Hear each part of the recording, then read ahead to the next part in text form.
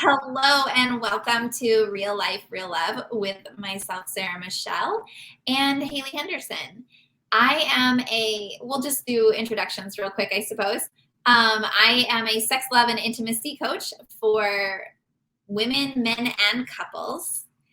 And today, maybe I'll share real quick. Today, we're going to be talking about expectations in dating in 2022 and how things have changed over time and what we're dealing with now in dating. But before we jump into that, you want to take a moment and introduce what you do, Haley? Yes. So, hi, my name's Haley Henderson, and I have a personal styling business.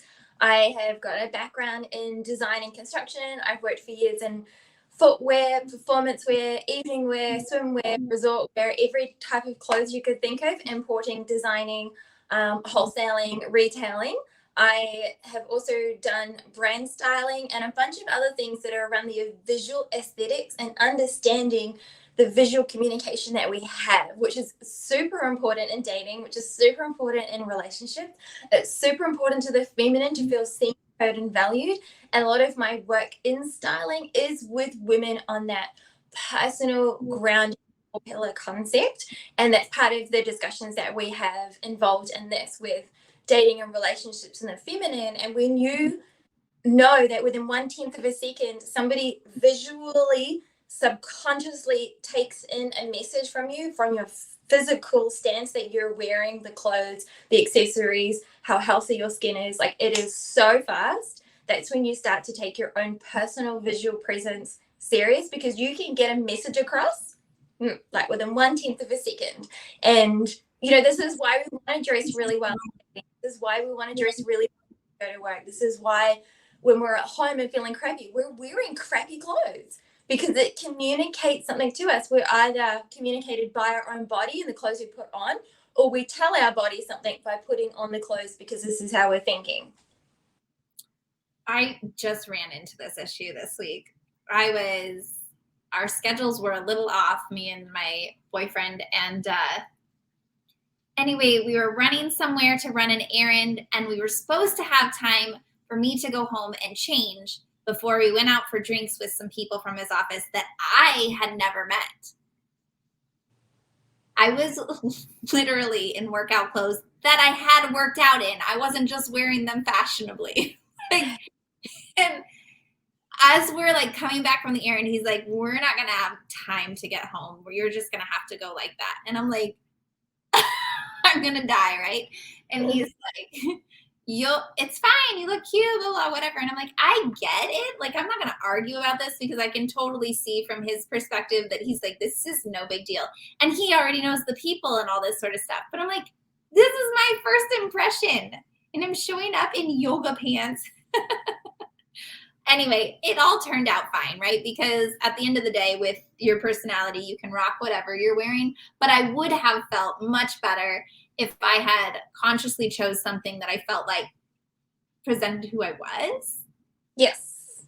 Which is this dating conversation that we're having today, right? With modern expectations and understanding a lot of what we do. So a lot of the conversations we have is around the masculine and the feminine, and what the fluid conversation about what we think it means, information for somebody to digest, information for us to throw back and forth. So Sarah's based in America and I'm in Australia, and I'm originally from New Zealand. So we have this fun bigger picture that we have conversations around. We don't even know the same words or the same concepts or the same cultural expectations and shifts, but because modern dating is, if you go onto an app right now, you could, no matter what country you're in, come across somebody who is French or Italian, or here, in Australia, you could come across somebody who's Polynesian, or I'm trying to think of all the places anywhere, Canadian, there's so many things. And when we come at dating with this predetermined set of expectations, yes, make goals. I literally have my board behind me, because it's important to have a visual representation of what you're working towards, so you don't get thrown off balance. But I honestly believe if we create a set of rules and guides and expectations and goals, and then go out and try and feel that, that is a masculine structural push forward, like you literally feel like you're like leaning forward thinking about it.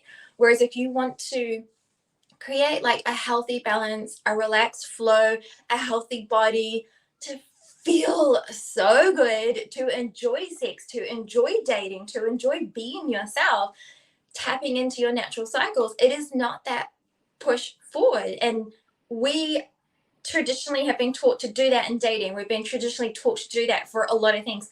Read a book, do a course, watch a YouTube, listen to a podcast, like do. Yeah. But it's not feminine. It's quite masculine in nature. It's quite raw. When I first started teaching my Dear Lover process, which is for anyone watching that doesn't already know what that is, it's a process of journaling love letters to the person that you're calling in to manifest or attract that person into your life. I found no issue with the more masculine side of things, of like writing these lists of like who that person is and blah, blah, blah. And I'm not going to say that like you shouldn't do that, but I will say that over time, as I've done the process for myself as well as helped other people through it, I've moved more towards how do you want to feel in this relationship? Yes. How do you feel? And then how can you start creating those feelings now in your everyday life? So do you want to feel safe and protected? Do you want to feel happy or peaceful? Do you want to feel, some people want to feel adventurous where other people want to feel calm? You know, like what are these things that are coming in? Because you just don't know. I was actually talking to my boyfriend recently. He was laughing and telling me about a story he had shared with somebody else.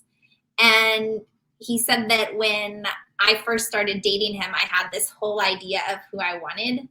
But then I realized I wanted more of like a country boy sort of person. And I laughed because I was like, you're so right. Like if the universe hadn't aligned us in some way, I would not have, like, he did meet a lot of my requirements on my list, but in totally different ways than I expected.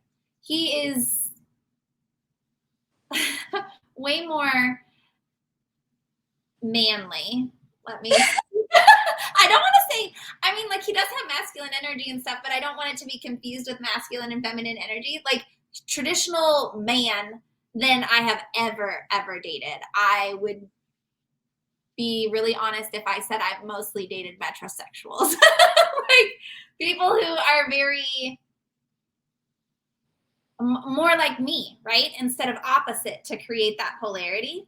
But that must have been what was happening, was I had such a strong desire for having a relationship experience where I would have that polarity, where I would have that opportunity to be in my feminine, because in previous relationships, I didn't.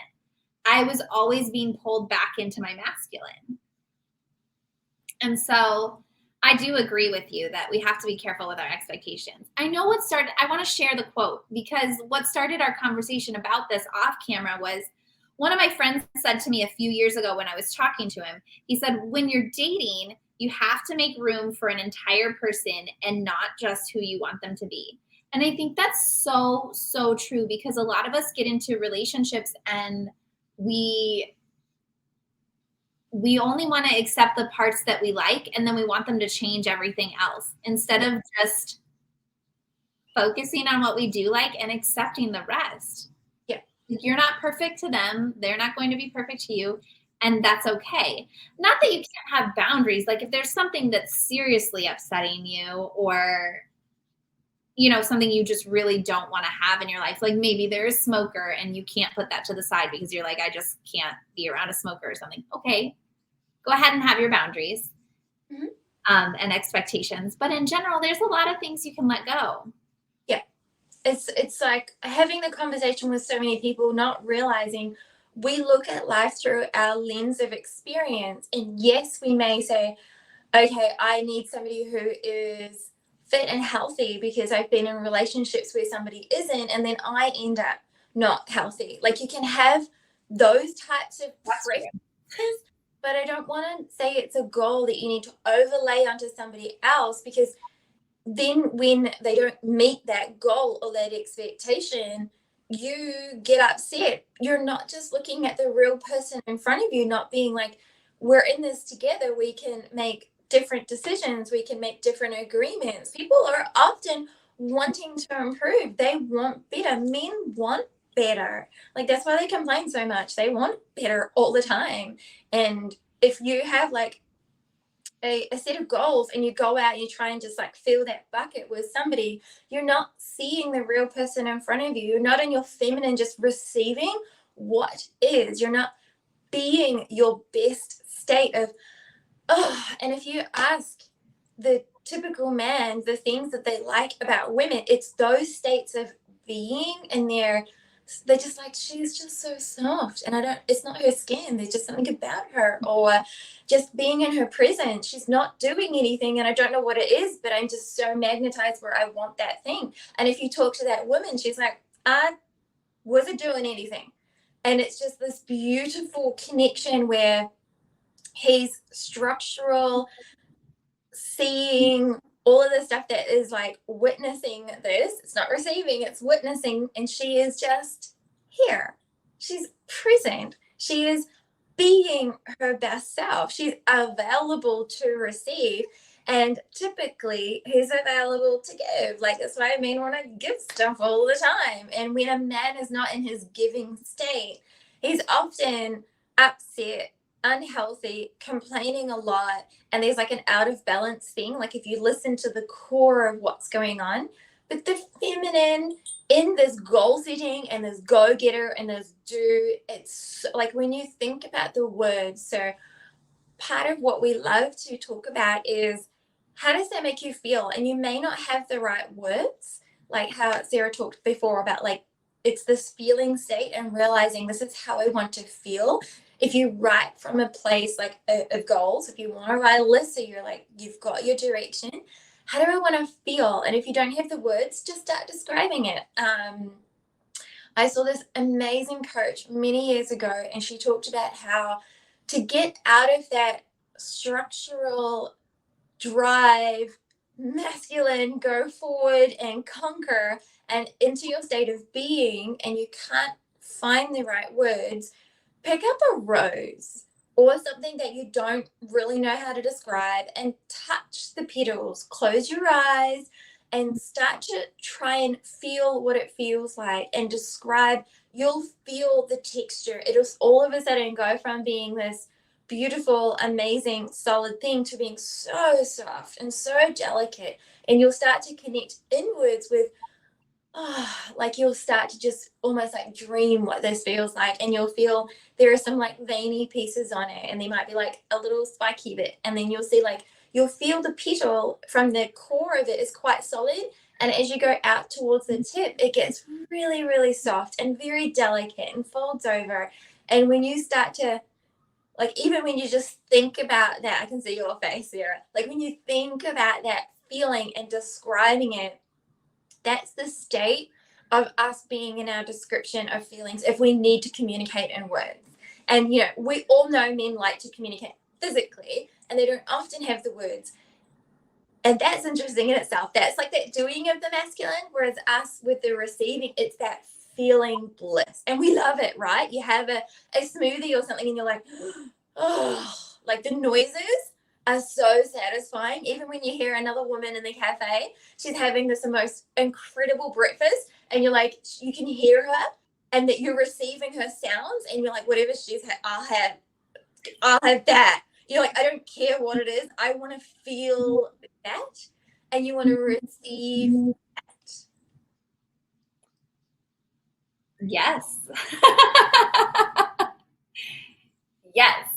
I think it's really interesting. Like, I'm learning as I'm talking to you about this, because, which is totally normal for us to learn from each other. But, because I do find myself saying that often, like, I'm having these feelings, but I don't know how to put them into words. Or just this morning, I was explaining to my coach that for the last probably close to a week now, I've been having super vivid dreams all night long.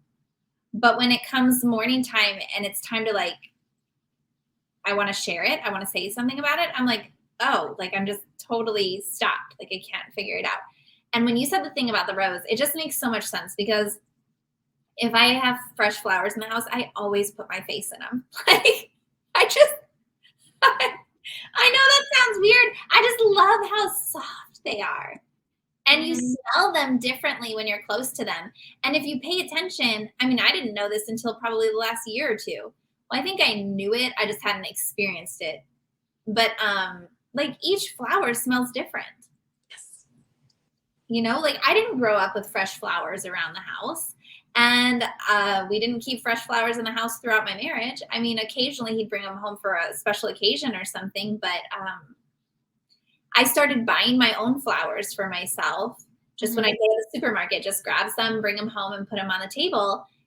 And that's when I started to really experience the flowers. And I love that. Yeah. There's such a beautiful association of a woman's sexual parts as being a flower, of how much we are in touch with them, how much we associate flowers with dating and with romantic feelings and happiness or sadness. Like you'll even see in movies online or in general, obviously I watch them online, like, you know, there'll be a picture of a rose, and when there's like a sad moment, the rose goes down.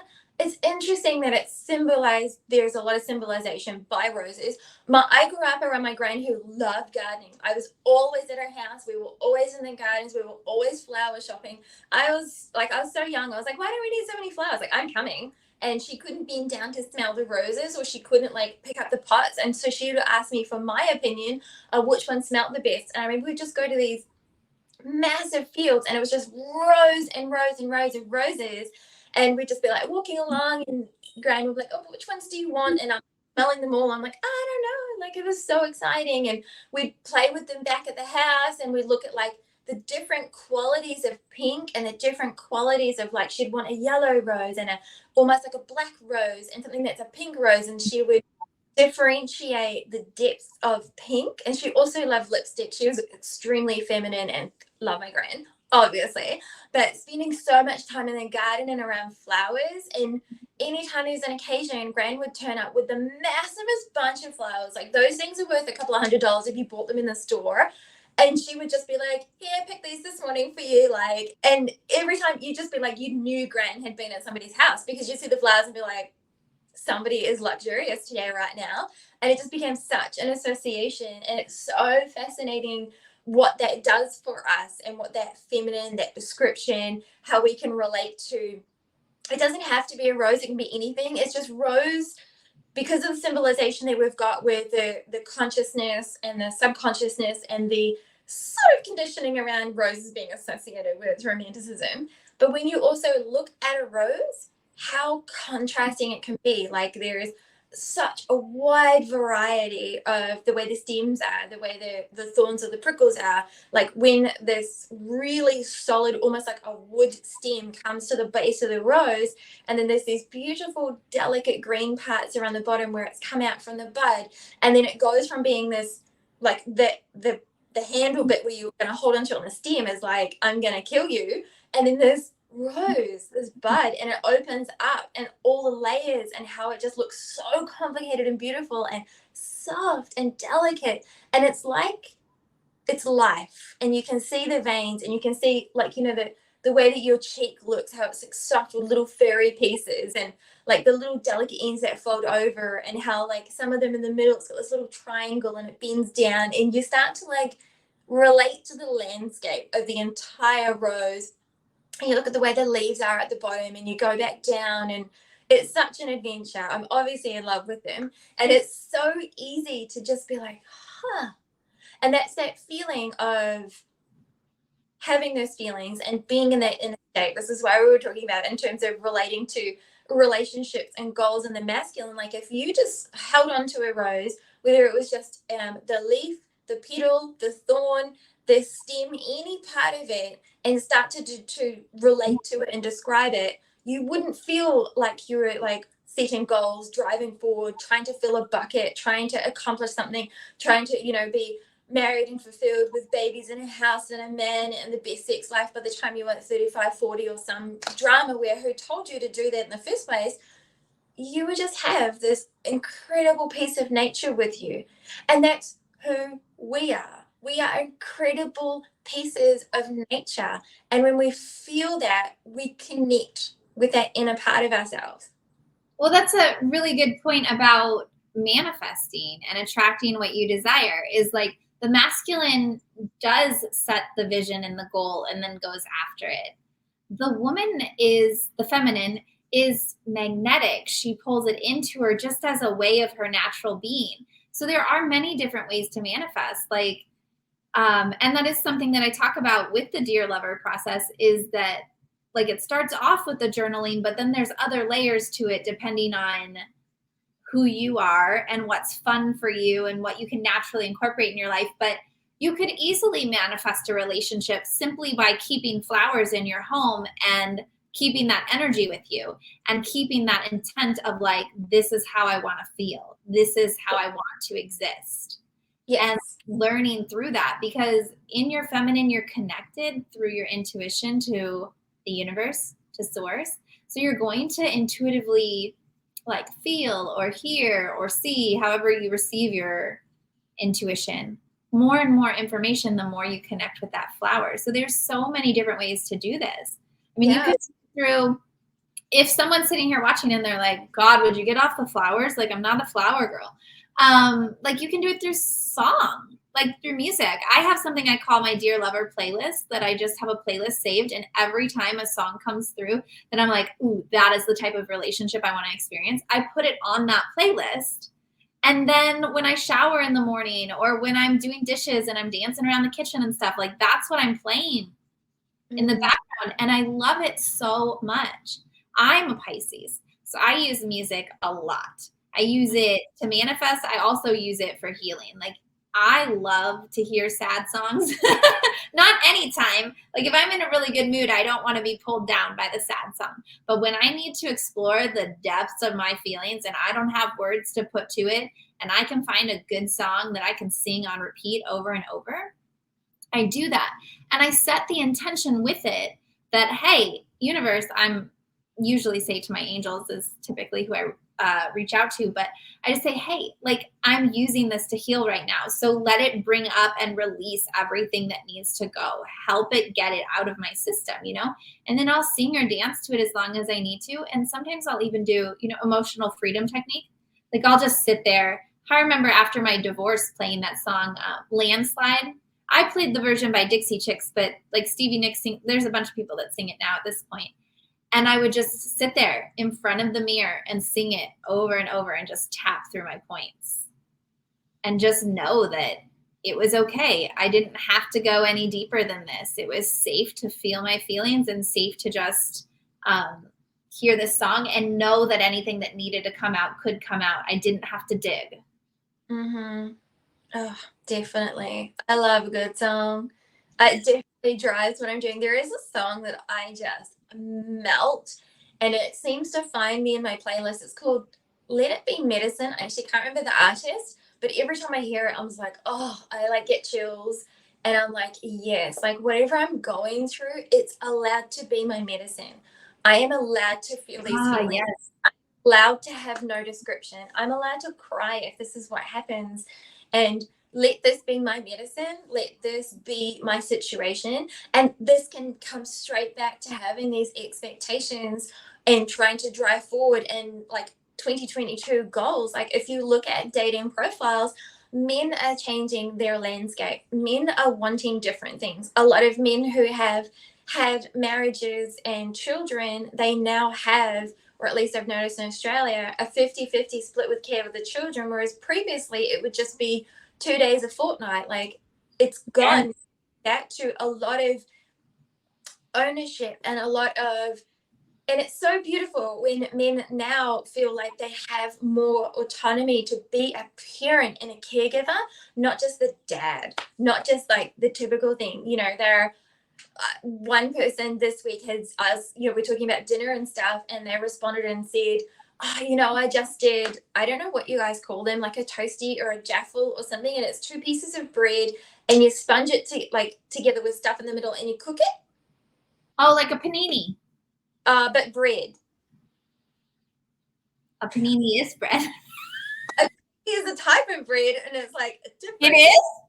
Okay, so we literally have something called a panini press, and it's where it's like looks like a grill to both sides. It's hot, right? So if Yeah. you want to put bread, and cheese in the middle, or you Yeah. could put meat and vegetables and cheese or whatever, you'd press it Yeah. and it warms it up, grills it. Yes. That's like a sandwich press. And then there's also one where it literally does the edges and it like seals it like a parcel. Oh, I don't know what the name for that is. I've only made peanut butter and jelly that way.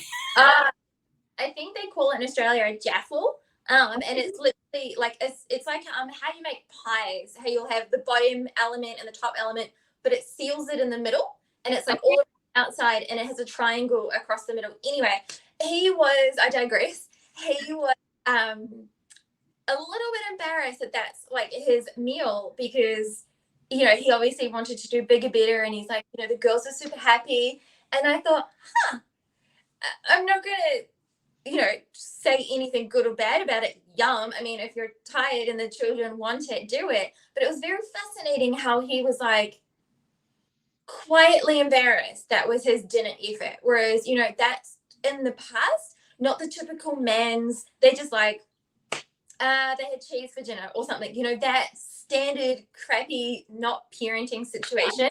Whereas now men are taking a different role, and we're approaching the dating landscape very differently. And this is, part of the topic of being dating and expectations and goals and being feminine and masculine in 2022. It's not the past. We can't repeat the past, especially if you're in your 30s and 40s and you've had a marriage breakdown or a serious relationship or nothing because you had a career or just chose not. It is different to what it used to be. Like, what is that movie? And the blonde actress walks in, she's wearing, and of course I only remember the clothes, black, white, block stripe, and she's on the plane, and they're talking about like getting drunk and going somewhere. And in that movie, another actress talks about how she's like, when I used to date, the dating pool used to be everybody. It's so hard now. But yes, but you just now have to not have these solid expectations to like fill a hole, and this person needs to meet that. I feel like we've learned that lesson. I feel like this is why some marriages didn't work, because we were told this is a set of ideals. This is the masculine structure of how you need to live your life. And women are just like, ew, okay, gross. I can't. I'm going to die. I have no feeling. I'm disconnected with my body. Like, how can you feel your body if you're just living up to a list or a set of expectations? And women and feminine in the dating, I think if we push that on men as well, they're just going to be just as like icked out and gross, because they're like, in their mind, they're like, you have to be like 6 foot tall with an 8-inch something, and I have to be incredibly fit, and I need to earn like multi-million dollars every year. Like, there are these unrealistic set of expectations that they have on themselves, and you have this expectation on this fake person, and it's not real yet. But if you aim for the feelings for your feminine and just like, you know what, love to laugh. I like that feeling of like throwing my head back and like the belly where you just get in your cheeks hurt, and you're just like, that's what I want. And then when you're in a man's presence, like you'll see on a dating profile, or you'll see him, and you will within 1/10 of a second know if he's that kind of person. And it starts to unravel without having a list of expectations. He must be funny. I want to feel what that feels like. And when you're in that person's presence, you'll feel it or you won't. And you don't have to push that on him. And you won't feel bad because it's not a list of expectations or predetermined who this person should be because of my goals. It's more like, it didn't happen. And you won't push anything on that person. You just find another person. You'll just be gravitating around in that manifesting frequency and that feeling, and you will actually get what you are after.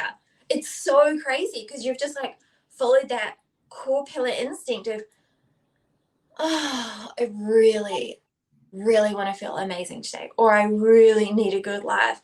And you will magnetize a man who is driven to provide that, and you're like literally available to receive that. It's like that ultimate standard structural way of describing the masculine and the feminine. And when you're scrolling through online dating profiles and you're in your feeling space, and this is why well, this is how I believe it. This is why you will open, like, you know how people open a situation, they will create like a ceremony or a ritual, and this is why women do it. Just, I think a lot of normal people talk about it. When you create a ritual or create a process or you have an opening and a closing ceremony, it's because it gets you into your feels. It turns off this other stuff and it gets you into, like, we love it when you're scrolling TikTok and somebody's like, stop, take a deep breath. You're like, okay. Like, thanks for the reminder.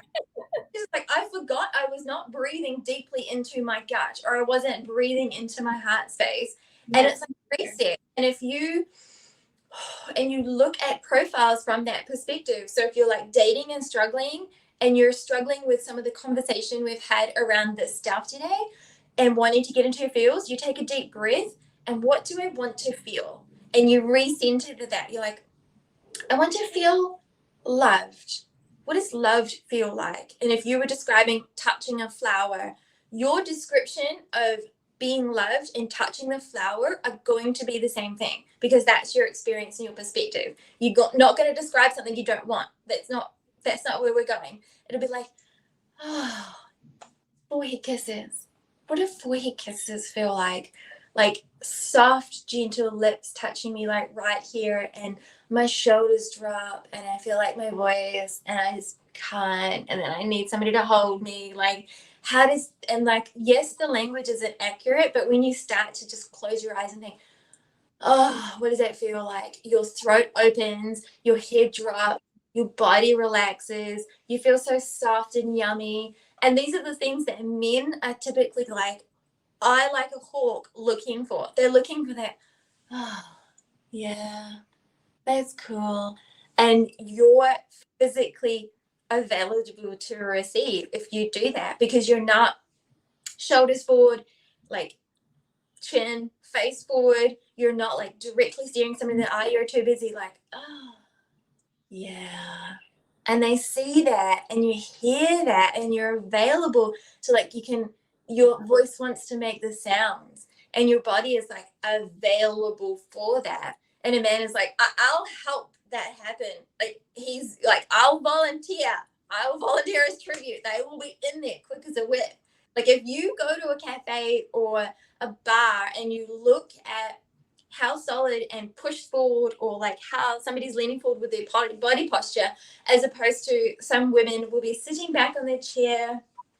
She might be doing something with her hair. She'll be very relaxed. And how many people are like talking to her or pointed towards her? She will not be sitting there alone. Even if she came alone, she will not just be sitting there, I'm so bored. It'll be like fending off people, trying to get her phone to stop ringing, like trying to, be present with her drink, and people are trying to buy her new ones. She's like, wait, I'm trying to feel this one. And it's so fascinating to see it like in real life action, how that being is so magnetizing. And when we do it and we feel it, we're like, how do I get that again? Like, what was the precursor? And that's what we're trying to feel. We're trying to feel that with that list and the goals of expectations. But if you don't marry it with those feelings and stop pushing it onto somebody else to do it for you, but you're available to receive it, it turns up. Yeah, that's a very good point, that if you stop expecting someone to give it to you, but you are still available to receive it. I think that's something that people miss is we've learned you shouldn't expect other people to do things for you, but we've turned that into like almost like a shell. Like, we've hardened around it and said, so now I have to do it for myself. And then there's a bit of resentment and other things that might go along with that. But you're right. It's not just like, it's like, I can fulfill this for myself right now, but I'm open and available for anyone who can fulfill this too. Well, I want to take a moment actually and wrap up, because we've reached the end of our episode. So thank you to everyone who's joined us and has made it this far. If you have any comments or questions for us, whether it's around this topic or maybe a topic you'd like us to cover, please feel free to leave a comment below on the video. Definitely be sure to like and subscribe to our station for, I guess it's a channel, not a station, but like and subscribe so that you can get notifications for future shows that we put out each week. And thank you so much for joining us.